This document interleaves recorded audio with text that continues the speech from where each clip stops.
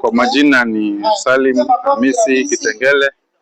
Mimi ni mwalimu shule ya upili ya Wagas na at the same time ndio coach wa rugby 7, rugby 15 tumekuwa kwa hiyo.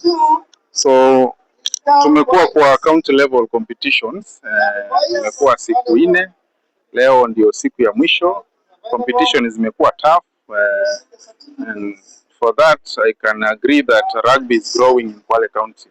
Kwa sababu game zimekuwa tough kutoka hapo kwa group stages tuka proceed hivyo mpaka kwa semis zimekuwa strong na final imekuwa tough, both boys and girls. So the game zinaendelea fiti. This is our second time being in the finals. Last year tumecheza finals na Shimba Hills tuka win, and this time round tumeenda finals na Taru pia we have also won.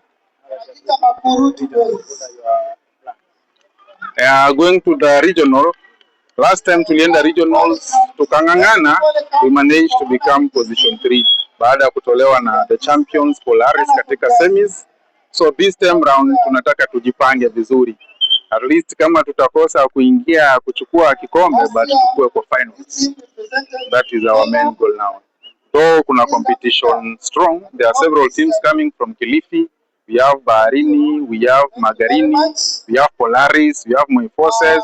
So the competition, I believe, itakuwa stiff, but we are prepared for it.